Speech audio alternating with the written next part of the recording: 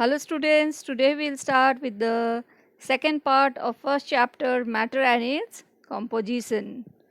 So, the three states of matter are solids, liquids and gases.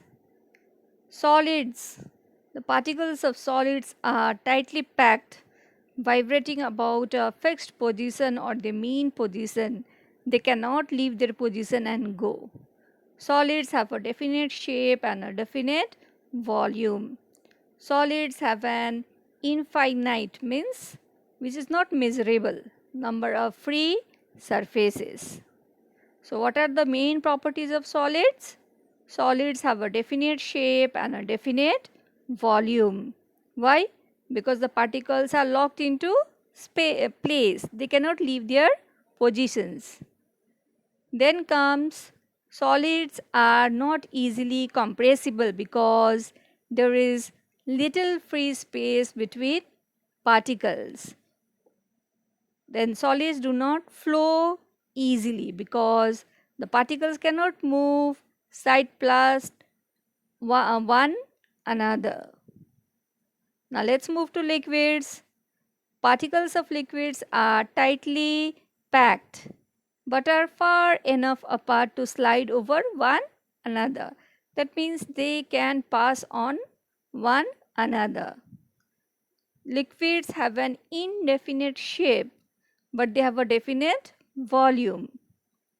For example, if we take a soft drink bottle of 1 liter and if we empty it into another container, it will take the shape of that container. So, liquids have an indefinite shape, but the volume will remain the same. It will still remain 1 liter only. And liquids have only one free surface.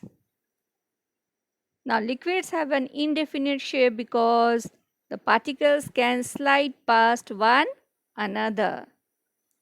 Liquids are not easily compressible and have a definite volume because there is little free space between particles. Liquids flow easily because the particles can move or slide past one another. Now let's move to gas. Gas is a matter that has no definite shape, neither a definite volume.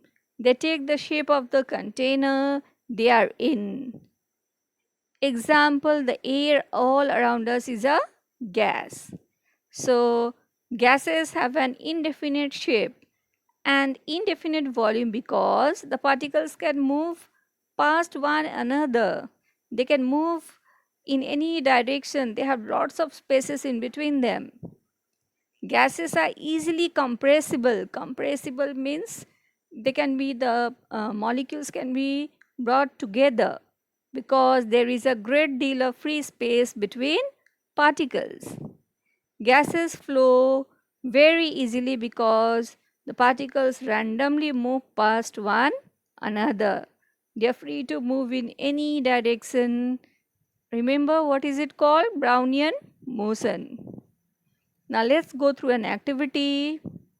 We'll take 2 jars and we'll fill one jar with reddish brown bromine gas. We'll take another empty gas jar and what we'll do, we'll invert the second gas jar over the first one. Now what do we see? The reddish brown vapors also reach the second gas jar because it gets more space. So, this shows that gases have neither a fixed shape nor a fixed volume and they have no free surfaces. Now, all substances that can flow are called fluids. So, liquids and gases are fluids. Next topic is interconversion of states of matter. The phenomenon of change of one state of matter into another and then back to the original state without any change in its chemical composition is called interconversion of the states of matter. And the change in the state of matter is caused either by change in temperature or by change in pressure. Now, change of state of matter by changing the temperature. Now, whenever a solid is heated, it changes into a liquid. On further heating, it changes into a gas. And the reverse also happens. On cooling, gas changes into a liquid and liquid changes into a solid on further cooling. So, this can be easily explained taking water as an example. Suppose if we keep water in a deep freezer, it changes into ice. Again, we take out the ice and place it on on the dining table. It changes back into liquid water.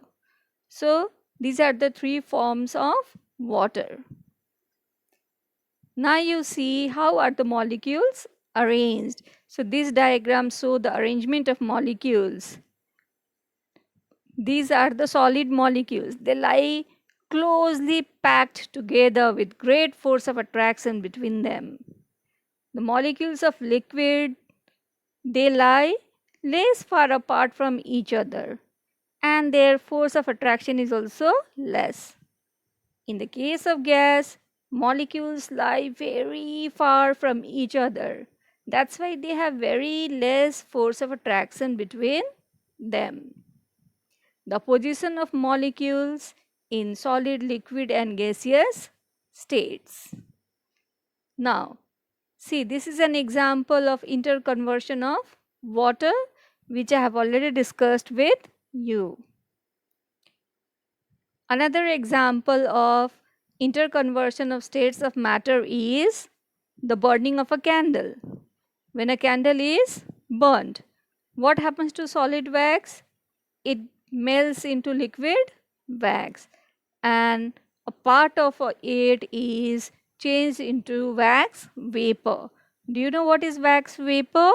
It is a mixture of carbon dioxide and water vapor which is lost in the atmosphere. So here you can see all the three states of wax: solid wax, liquid wax and wax vapor in the gaseous of state by changing the pressure. Now the state of a substance can also be changed by applying pressure. For example, gases on increasing pressure changes into liquid form. Thus we can obtain liquid oxygen, liquid carbon dioxide, liquid cooking gas. The cooking gas sold in the gas cylinders is in the form of liquid under high pressure, which is known as liquefied petroleum gas LPG. When the regular valve is opened, pressure is released and LPG comes out in the form of gas, and hence our burner starts to give out flame.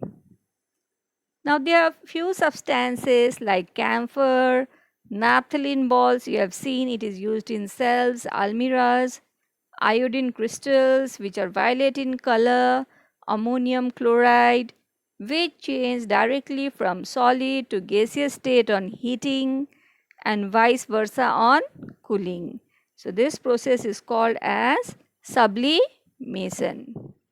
So here you can see in this diagram the interconversion of states of matter. Solid on heating changes into liquid, process is melting. Liquid on further heating changes into gas and the process is evaporation. Gas on cooling changes into a liquid and it is condensation.